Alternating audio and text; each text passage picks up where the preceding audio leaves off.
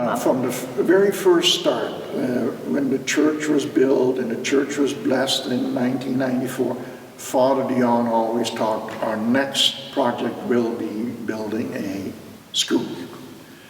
But it took us several years to pay off the school. There's certain regulations from the archdiocese that you can only be in debt for so much money. So we couldn't do anything till we had the debt of the church paid off. Which happened by, I think, about 2006. By this time, we had a new pastor, Father Augustine. And one of the first questions Father Augustine had of me when he came over, says, "Bill, how do you feel about building a school?" I said, "Right on, let's build it, we need it." So that's how the preliminary committee was put together. That's when our fundraising started.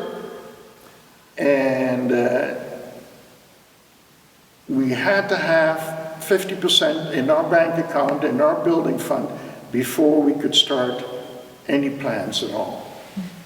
And then the balance, which later turned out to be the cost, would run around 6 million. So 3 million we had saved, and the other 3 million would be serviced by a mortgage. And of course, we were able to pay off the mortgage also.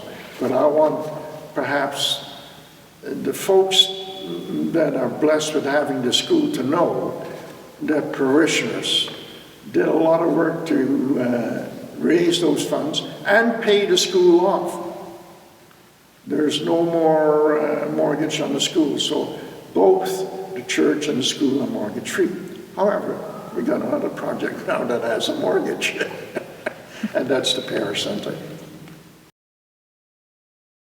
The building committee was formed by Father Augustine. He picked parishioners that he thought would be good members of that committee. We had an architect, we had a building consultant, we had Lauren on there, Mr. Lauren Ward, myself, a group of about 8-10 people.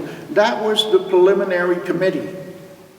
Then once the preliminary committee had come up with a somewhat workable plan, then the committee was pared down to just 4.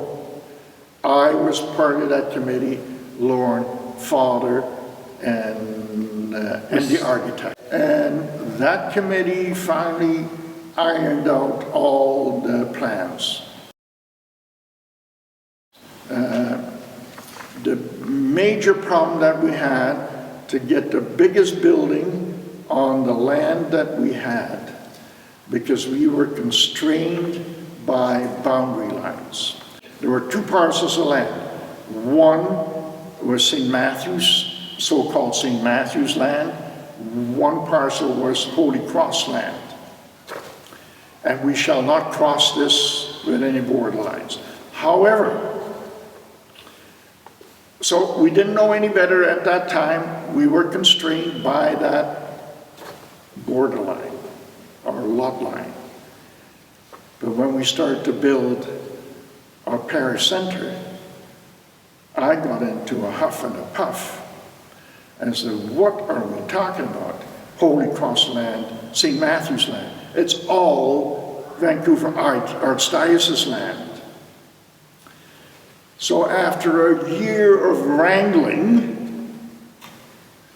we finally removed all property lines. So it's one property now.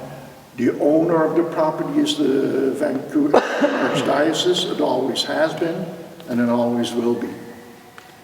But it created many headaches for building the school because of its size. We wanted to go bigger, but we couldn't. It created problems for our storm and sanitary sewer systems. So it was a great day when we got the word that the property lines were now deleted, and it's one property. Now that has helped us, because before the property line was removed, we barely had enough parking spaces to satisfy the city of Surrey. After the property line was removed, we had more than enough parking spaces. Most of you don't know, we had to tear down a building first, the old parish center.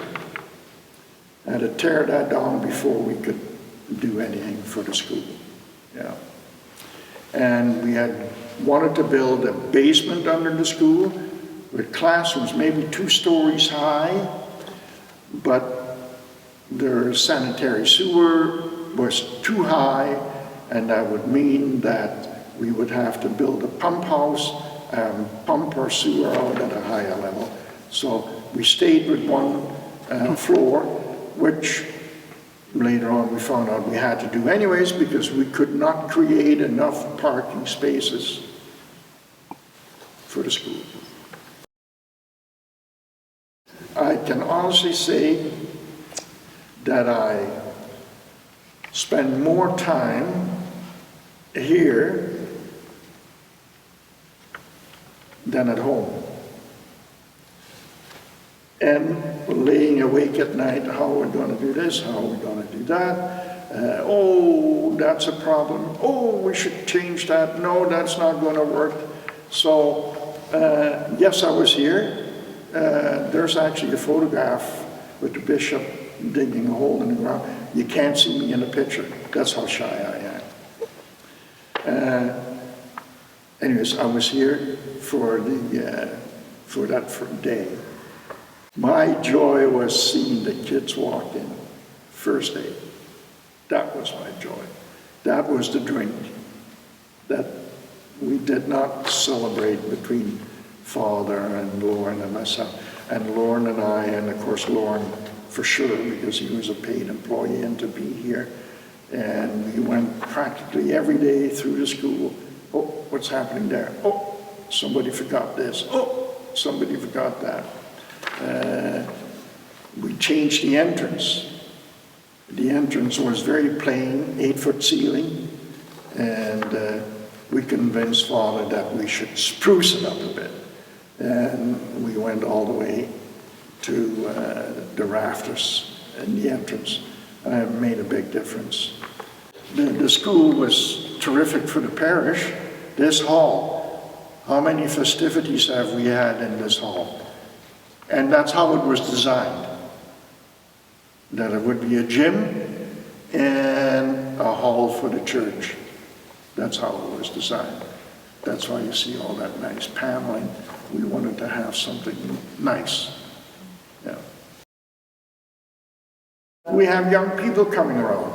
You know, other parishes, if you notice, the population of the parish is growing older and older and older and older. With the school, you saw an immediate difference. Not so much the first year, because we only started with 1 or 2 classes, I believe.